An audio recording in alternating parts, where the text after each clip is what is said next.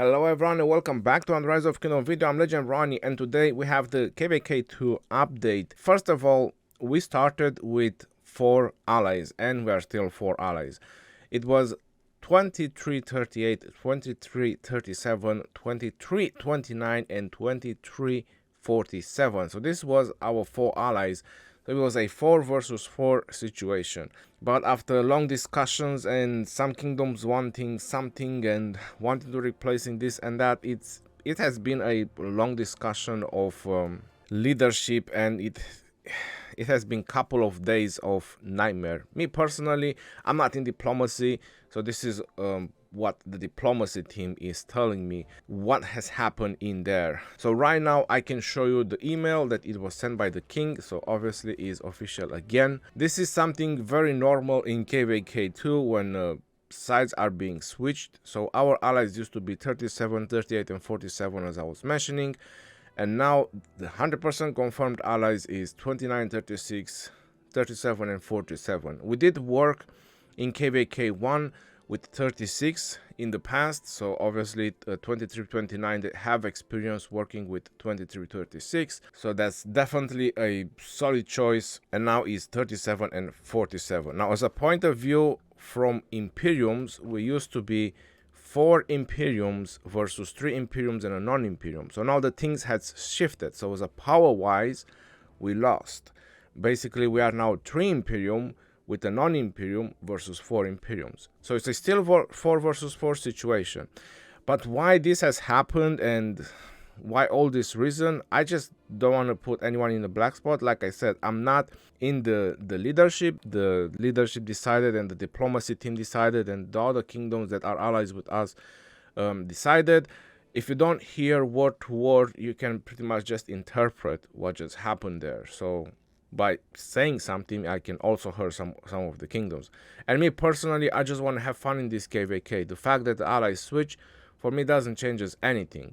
But as long as this is a 4 versus 4, I would say that this is the most equal fight that it can be. As long as this is not shifting in a 3 versus 5 or even worse 2 versus 6 or whatever the situation is, as long as this stays as a 4 versus 4, then it's going to be a very nice KvK from my point of view. Now like I said before, this is very normal. I played KvK 2 in the past with some of my other accounts, and it happens in every single KvK when kingdoms switch sides. Now the problem being that is that nobody likes to lose, and that's the facts. But unfortunately, there's always someone that loses. So there is those leaders that are always just trying to hang into, just trying to switch all the times, like making things the best they can in their favor. So just to bring the win for the kingdom, even if they will have a farming KvK. Or some leadership that don't want that. Some leadership just have a respect for people believing in their allies, on the allies they just started with, and so on. So it's a complex thing about KvK 2, I'm telling you. Then when it comes to season 3, things are a little bit different because you have A, B, B, B or something like that, or Imperium and AAA, whatever is decided in the season 3. But season 2, it's always shifting. So that is the situation. It's still a 4 versus 4. Hopefully things are gonna go much more smoother from now, and you know, we have a healthy and nice KvK, because that's what I'm looking for. That's why I'm not in diplomacy, especially not in KvK 2. But hey, if you're in diplomacy, I mean, GG for you. Right, now let's get to the second part of the video, which is going to be the 5 matches that I want to use for the field in KvK 2, and also give you a little bit of explanation.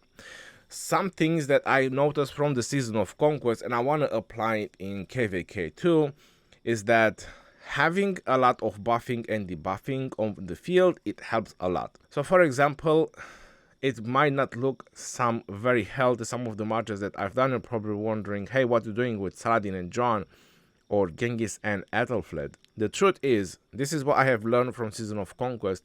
Having support marches that buff and having marches that also debuff, it helps tremendous. It helps you a lot to take down your opponents. So this is something that you definitely want to have in your composition.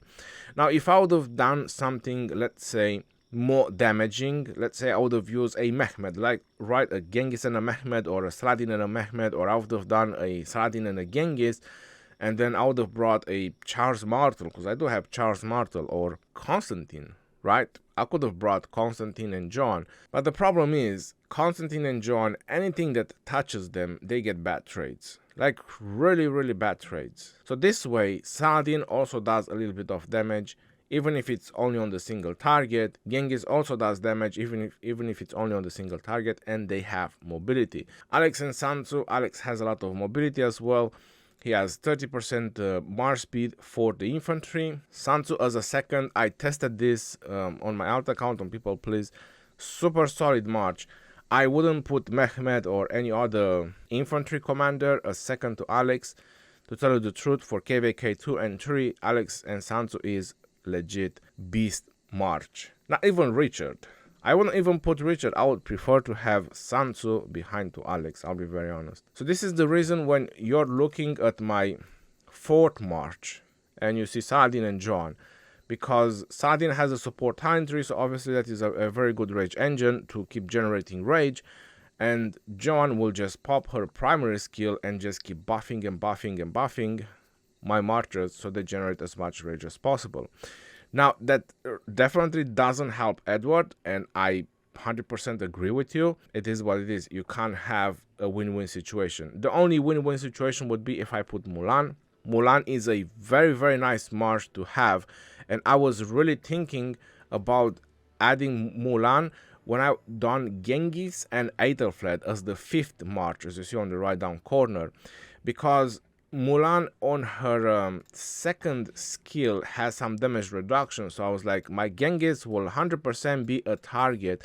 Why shouldn't I bring Mulan over there, which on her second skill has damage taken reduction as well? But the problem is my Mulan is not maxed. It's 5-3-5-1. So even if I open all my keys, maybe I'll put another skill on her, and that's gonna be it for now. So she's not really max skill. And until Mulan is expertise, I wouldn't recommend to use her. I really like the march speed that Mulan gives and the stats, attack, defense, and health bonuses, because Joan of Arc, she does give a lot of bonuses and she does give a lot of buffs, but all her buffs are specific for one troop. So for example, is health for infantry, defense for caps, and attack for archers, while Mulan gives you 20, 20, and 20 for each troop type that you have, even siege if you do use that. I'm pretty sure nobody uses siege for field, but hey, I just had to put it out there because it's attack, defense, and health for all three troops type. John also gives rage on the top of that, so you know, I think it's definitely working. A little bit of healing, some attack damage, normal attack damage. Is definitely gonna be solid march. I was also thinking to put Joan with Genghis. That will definitely work as well. The problem is Aethelflaed only has 2 seconds debuff, so I would make my Saladin and Aethelflaed a very tanky march, because I did use Saladin and Aethelflaed and I like it a lot. Very tanky march. But then Genghis and Joan, I don't know what to say. So my plan was to get as many debuffs as possible from Aethelflaed, because everybody knows that Genghis does very fast skill damage, so that way it will just keep popping and popping Aethelflaed debuff. And I would prefer to have that one pop as often as possible, and the reason being is that in KvK 2 and 3 you don't have many commanders that debuff targets. So for example, from all these marches that you see over here, I only have Alexander that debuffs, and then I only have Tomyris that debuff, and then is Aethelflaed. Saladin just debuffs with march speed, but nothing else. But I'm talking by debuffing is for the target to take extra damage. So that's it. Now, when you go to the Season of Conquest, you have all these new commanders, right, that are really amazing. You have Xi, you have Ramses, you have Gilgamesh, you have whoever that does defense, health, attack reduction, and whatever they do. So really amazing commanders. But in KvK 2 and 3 you don't have those, so that's why I'm thinking that Aethelflaed, and I want to put Aethelflaed second to my Genghis, so that way I can get that defense and health from Aethelflaed from her primary skill, get this 30% as often as possible. So I think that this is a win-win situation. Even if John is a second to Genghis, then I'll definitely get the John buff pretty often as well, which that would be great as well. It would be like a continuous rage. I just want to make sure that if my Genghis is being targeted all the time and I do have to all the time control it and just make him retreat, I'd rather keep my John in there to keep the rage buff going. I think that would be more beneficial for me. So this is going to be the 5 matches that I'm going to try. If things are going to change out, most likely I'm going to introduce Mehmed in some of the matches. Not very happy about it. I was even thinking about Aethelflaed and Barca, but I don't want to bring leadership in KvK 2 and 3. I know how leadership commanders are in general on the field, so no thank you regarding that. I hope this makes a little bit of sense, adding some buffs and debuffs. Also, like I was saying, if I didn't mention, Constantine and John would be too slow, and I would definitely not want to use those. Saladin and Genghis is a very, very solid choice, but the problem is I wouldn't have anyone else to put my John and Aethelflaed. So even if I do like an Alexander and John of Arc, or Alexander and let's say Aethelflaed, I don't know, I really like Alexander and Sansu. It's not a match that I want to split apart. So this is my final decision. This is how I'm going to go out with these 5 matches for KvK 2 and 3 and see how the results will be. You're definitely going to see it because I'm definitely going to live stream it. So we'll find out soon enough. Until next time, this is your boy Gerani signing off. Peace out, till and take care. See you on the next one and stay safe out there, my friends.